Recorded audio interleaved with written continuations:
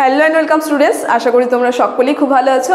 জ্ঞানজ্যোতি coaching centre পক্ষ থেকে তোমাদের সবাইকে আরও একবার স্বাগত। তো আমি মীরা ম্যাম, আমি আজকে তোমাদের সেমিস্টার থেকে সোশ্যোলজি সাবজেক্ট থেকে অতি গুরুত্বপূর্ণ একটি টপিক নিয়ে আলোচনা করব। যে টপিকটি নিয়ে আজকে আমি আলোচনা করব সেটা তোমরা দেখতেই পাচ্ছ, স্ক্রিনে দেওয়া রয়েছে। জাতি বলতে কি বোঝো? এই যে জাতি রয়েছে এটা নিয়ে কিন্তু আজকে আমি তোমাদের সঙ্গে বিস্তারিতভাবে আলোচনা করব এই টপিকটির উপরে এবং তোমাদেরকে বুঝিয়ে দেওয়ার চেষ্টা করব। তো চলো আমরা আলোচনায় ফিরে যাই। দেখো, এখানে জাতির খুব সুন্দরভাবে সংজ্ঞা দেওয়া হয়েছে। বলেছে যে সুপ্রাচীন কাল থেকে জাতিভেদ প্রথা হলো ভারতবর্ষের একটি নিজস্ব সামাজিক বৈশিষ্ট্য। আমরা সুপ্রাচীন কাল থেকে মানে প্রাচীন কাল থেকে কিন্তু আমরা দেখতে পারবো এই যে জাতি, এটা কিন্তু একটা ভারতের নিজস্ব সামাজিক বৈশিষ্ট্যকে বোঝায়। তারপরে কি বলা হয়েছে যে ভারতবর্ষের জাতি কথাটির উৎপত্তি হয়েছিল সামাজিক অসমতা এবং সামাজিক স্তর বিন্যাসের প্রকৃত বর্ণনা প্রসঙ্গে। আমরা দেখব এই যে ভারতবর্ষের ইতিহাসটা যদি আমরা একটু ঘাঁটি, দেখব সেখানে এই যে জাতি কথাটা এটা সবার প্রথমে উল্লেখ হয়েছিল একটা সমাজের স্তর বিন্যাসের ক্ষেত্রে, কিন্তু এই ধারণাটা সবার প্রথমে উল্লেখ হয়েছিল। জাতি হিসেবে কিন্তু সমাজকে বিন্যস্ত করা হয়েছিল বিভিন্ন স্তরকে। তো সেটা এখানে বলেছে যে সামাজিক স্তর বিন্যাসের প্রকৃত কিন্তু বর্ণনা প্রসঙ্গে এই যে জাতি, এই কথাটি কিন্তু উল্লেখ করা হয়েছে। তারপরে কি বলছে দেখো, তারপরে বলেছে যে সুদৃঢ় অতীতের সামাজিক কাঠামো এবং ধর্মচারণ প্রসঙ্গে কিন্তু ভারতীয় জাতি প্রথা গভীরভাবে সম্পর্কিত রয়েছে।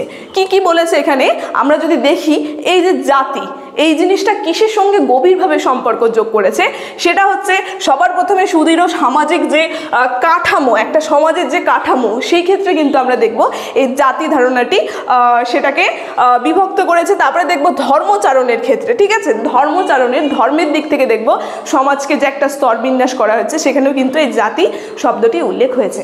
তো সেটাই বলেছে যে ভারতীয় জাতি প্রথা গভীরভাবে কিন্তু সম্পর্কিত এই যে ধর্মচারণ আর সামাজিক কাঠামোর ক্ষেত্রে কিন্তু আমরা এটা দেখতে পারবো। তারপরে কি বলেছে, ভারতবর্ষের সামাজিক স্তর বিন্যাসের ধরন হিসেবে জাতিভেদ প্রথার কথা সর্বাগ্রে উল্লেখ হয়। ঠিক আছে, মানে সবার আগে যদি আমরা দেখি জাতি, এই জিনিসটা কখন উল্লেখ হয়, যখন ভারতের একটা সমাজের স্তর বিন্যাসের নিয়ে আলোচনা করা হয়, তখনই কিন্তু সবার প্রথমে এই জাতি শব্দটা কিন্তু উঠে আসে। তো সেটাই বলেছে যে এই জাতিভেদ প্রথা হিন্দু ধর্মের মূল অঙ্গ। আমরা যদি আবার একটু লক্ষ্য করি, হিন্দু ধর্মের যে মূল অঙ্গ সেটা কিন্তু এই জাতি। ঠিক আছে, তো দেখো এখানে জাতি সম্পর্কে কিন্তু সংজ্ঞাটা দেওয়া হয়েছে খুব সুন্দরভাবে, তোমরা একটু লিখে নেবে।